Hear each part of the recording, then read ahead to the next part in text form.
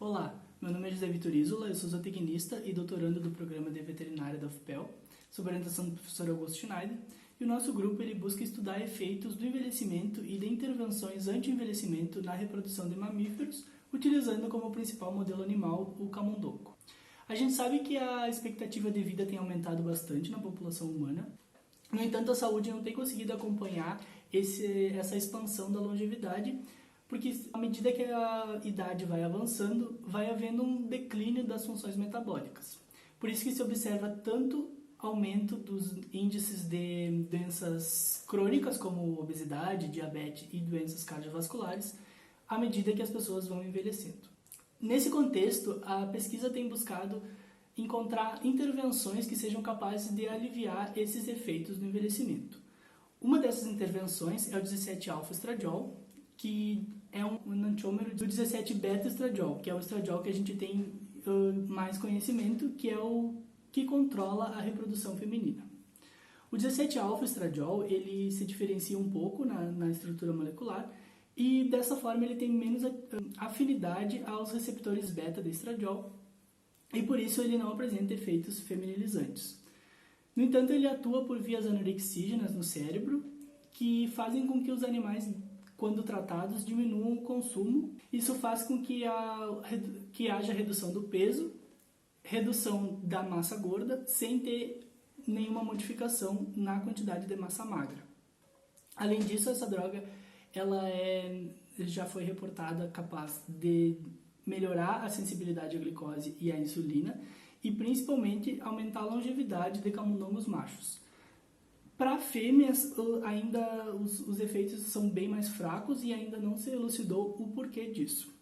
No entanto, existe essa preocupação de que por ele ser um estradiol e de uma molécula similar ao beta-estradiol, ainda que ele não tenha afinidade com os receptores beta e haja indícios de que a afinidade dele seja mais forte com os receptores alfa, existe essa possibilidade de que, de alguma forma, ele possa afetar a reprodução e a fertilidade de camundongos.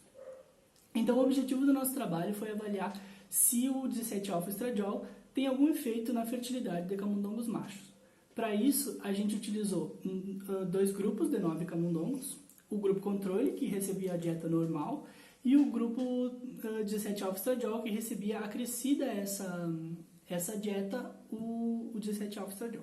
Esses animais eles foram tratados dos 3 meses de idade até os 8 meses de idade, ou seja, por 5 meses, e ao final do tratamento eles foram acasalados com fêmeas que tinham sido previamente sincronizadas para ovularem, e então se efetuou a coleta de embriões dessas fêmeas.